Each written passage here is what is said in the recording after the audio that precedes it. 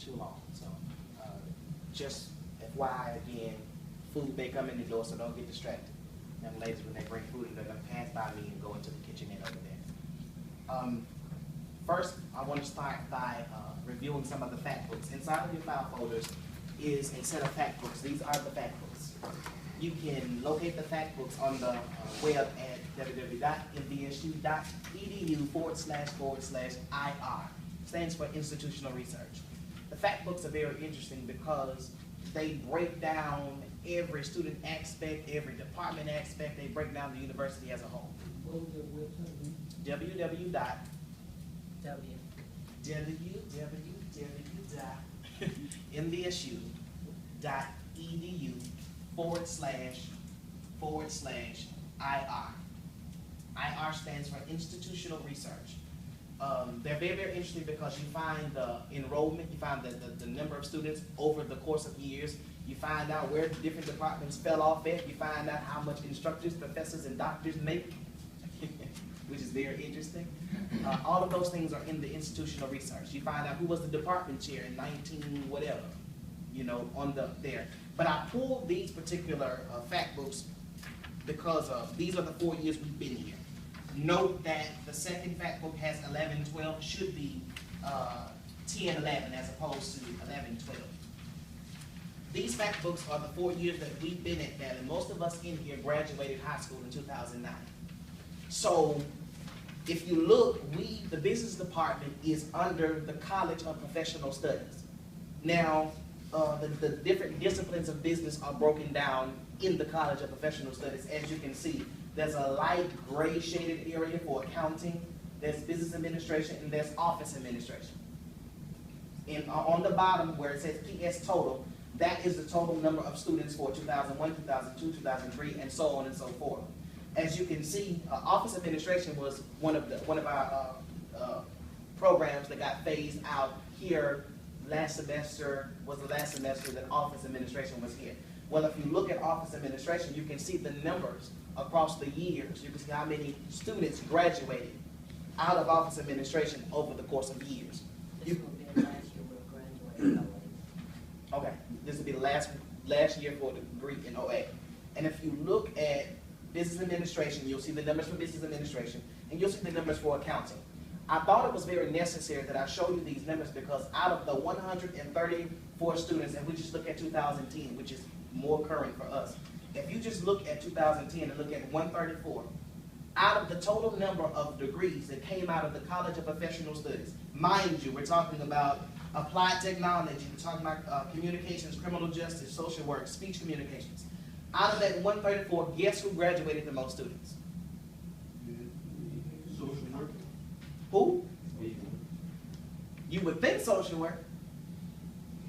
If you look at the fact books and you study them, I took time to study them, it looks like for the most part, business has graduated the most students over the course of time.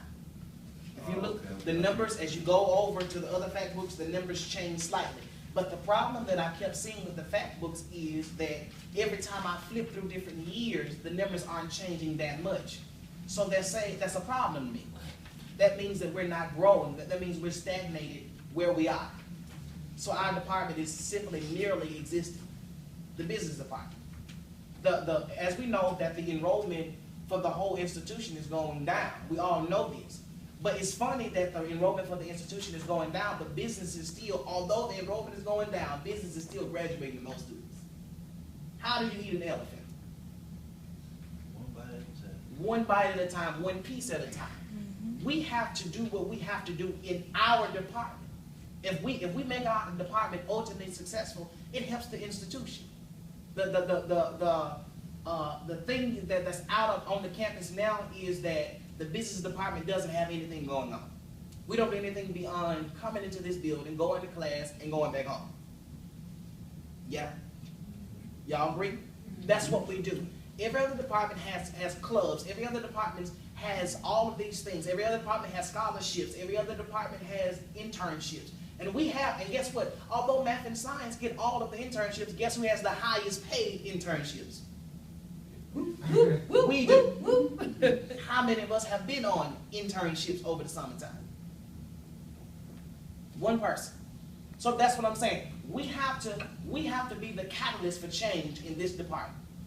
We have to make the mark in this department. When we leave here, we need to leave. They need to say something. Look, that 2014 class that graduated, they made a mark. They made an impression. We have to raise the standards. We have to raise the bar for the business department.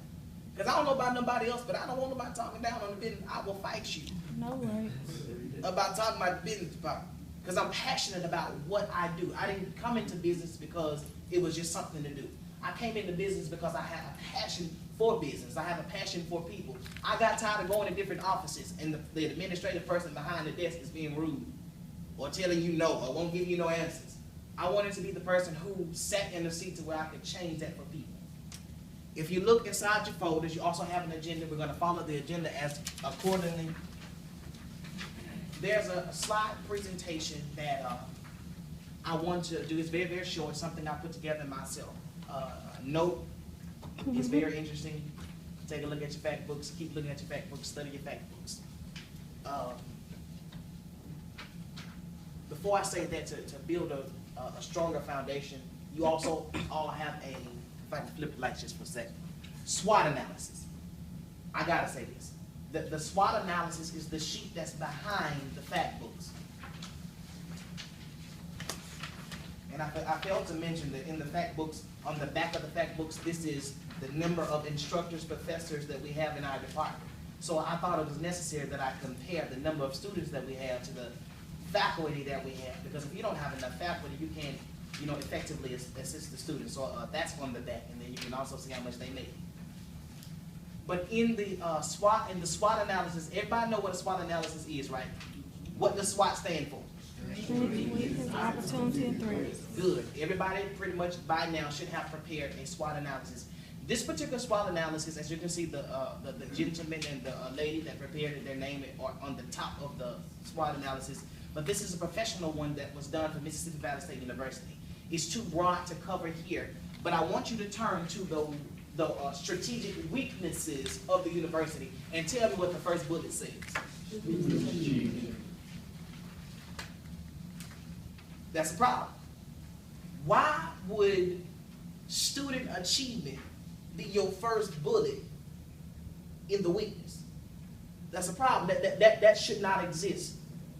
But see, we can't, although somebody's finding the facts or whatever they may be doing, we can't get upset with people if we're not giving our all, if we're not doing our part.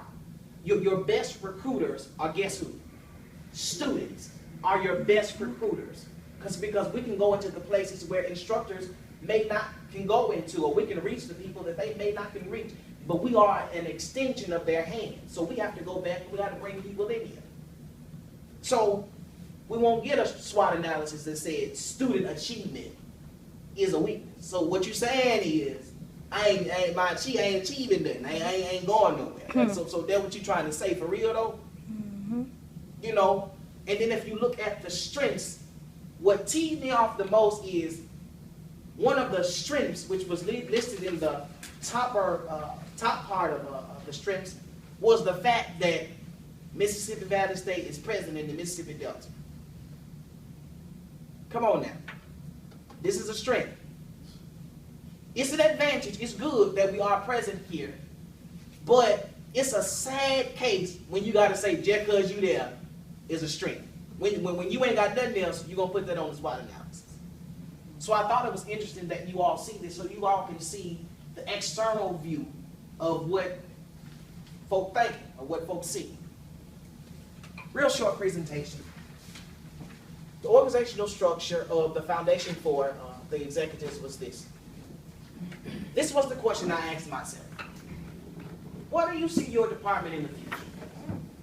And that's an individualistic question. Where do you see your department in the future? Are you going to be somebody's executive and look back and they ask you where you're an alumni from, and you say it used to be a school called Valley, or it used to be a business department. The school used to have a business department, and I graduated from it when it used to be.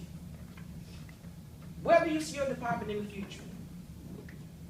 Do you see us still merely existing? Do you see us still going through the motions? Or do you see a change in your department?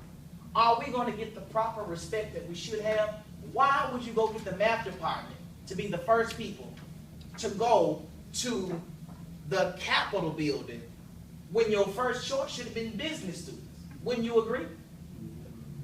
Business environment, but because our own institution has played us down, so you're not even sending us to the business environments. We're trained to handle business environments. We're trained to dress. We're trained to speak. We're trained to present. We're trained to write. We're trained to do all of these things.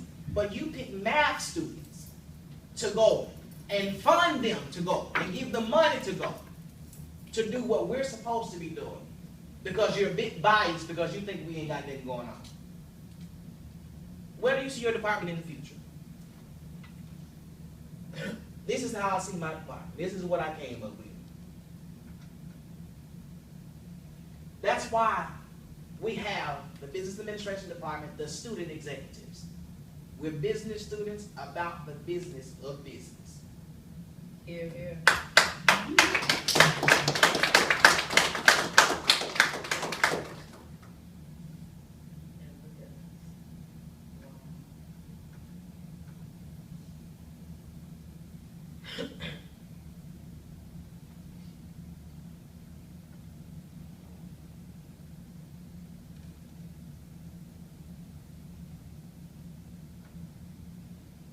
Mission: to create a forum where eager business students can take the principal precepts and theories of business beyond the classroom. In other words, I find it better when you make words live for people. You know, it's one thing to study textbooks, it's one thing to go through tests, it's one thing to do all of the things we must do in the classroom. Academically, we must be successful. But it's very imperative that we learn how to relate what we learn in the classroom to a real life situation. Being able to relate things to real life situations help you excel in the classroom. I've worked at Walmart for 4 years, and my experience at Walmart allows me to excel in the classroom because now I understand marketing because I do it from my first hand. I understand customer service because I do it firsthand. So real life experiences help you get the gist of what the textbooks talk about. Increase students' professional growth by utilizing their personal strengths and passion for business to real life situations. Same thing I just said. We've got to increase. You all professionals. You're already professional. Every time I send messages, I call you all distinguished colleagues because distinguished colleagues are just what you are. But we want to increase your professional growth. Enhance and expand students' critical thinking ability. We want you to think beyond your first thought. We want you to think beyond your second thought. We want to sharpen your skills to be able to analyze further, to be able to look into something deeper than what you see before you. And this is what we're going to train those who are coming behind us to do. But we've got to make sure we're sharp. We want to explore and analyze business practices in our local community and abroad, meaning there'll be some times where, because I know the store manager at Walmart, I may see if we can get in there and do some projects. Because it's a sad case when you go to Walmart and the Valley Apparel is under a Mississippi State tent. We can't have that. We're going to burn it down.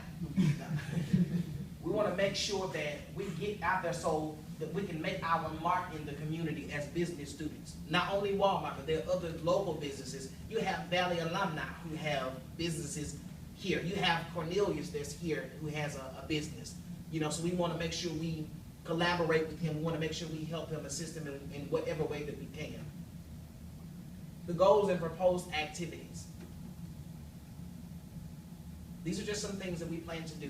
Advance and expand MVSU's business department.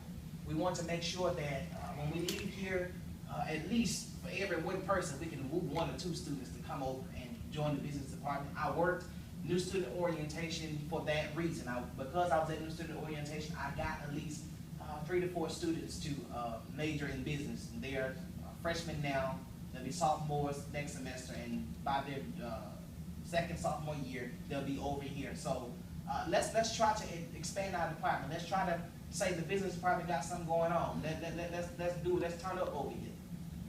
Actively recruit first year and transfer students to the business department. Travel to local Delta communities to share acquired experience and knowledge with high school juniors and seniors. Now this particular goal, we're going to start on it immediately because what I want to do is I want to go back to Grenada. I want to go back to LaFleur County High, especially because LaFleur County High has been taken over by the state, which is crazy when you got an institution not far from the school. Amen. They don't